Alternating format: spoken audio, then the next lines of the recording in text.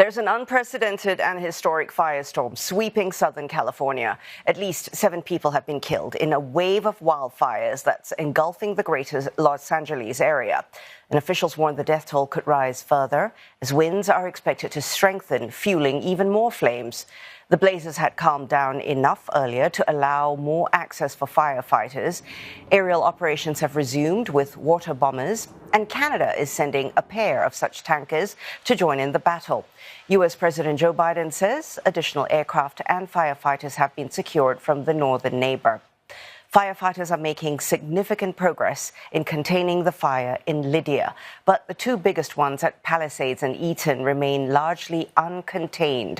The blaze at Palisades is the biggest, covering an area of nearly 10,000 football fields. And it's not just the dry weather and the gusty Santa Ana winds complicating firefighting efforts, but also a water shortage. They ran out of water from the lines here, but they also don't have water in their trucks, and so they have been setting up pumps that go from the pools in the neighbors on either side of this house, and they've just been trying to keep it down. The fire is too big for 2 engines to be able to stop. The blazes have left a trail of apocalyptic scenes. 10,000 structures possibly damaged, and towns in the Palisades completely leveled, many homes destroyed, including those of the Hollywood celebrities like Anthony Hopkins, Billy Crystal, and Paris Hilton. Well, the stark contrast is captured by satellites. This shows houses before the Eaton fire erupted and after the flames. Total destruction, as you can see. Some 180,000 people have been ordered to evacuate, and more could be displaced as evacuation warnings have been issued to another 200,000 residents. One home security camera system captured the flames as they surged up the patio to reach the property. And residents worst affected by the Eaton fire returned to find practically nothing left of the lives that they built in their homes. It's all gone. All gone. I mean, the kids were born here, raised them here, 20-some years. We built this and it's completely gone. President Joe Biden says the federal government will fully cover the cost of fire response for 6 months. He's also promising victims that the government will help them get back on their feet and recover from the worst fires to ever hit Los Angeles. To the families who have been impacted by this disaster, you're living through a nightmare, I know. And I promise you, we're going to help you get through this and eventually recover and rebuild.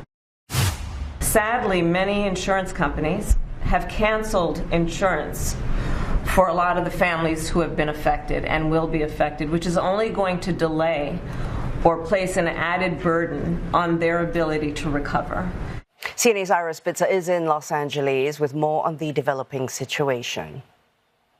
Another anxious night in Los Angeles as residents and officials here hope that the tremendous damage wrought by these multiple wildfires over the past couple days doesn't get any worse. There continues to be the danger of new blazes sparking. There are still windy conditions, although not as severe as what we've seen over the past couple days. But because of these large wildfires burning, and in fact the 2 major wildfires here, the Eaton fire and the Palisades fire, have now become the most destructive fires in Los Angeles history and among the most destructive fires in the state of California's history. Because of those large fires burning largely out of control, there still remains the danger that new blazes could spark. We've had several reports of small fires that have happened just over the course of the past 12 hours or so. So firefighting efforts continue.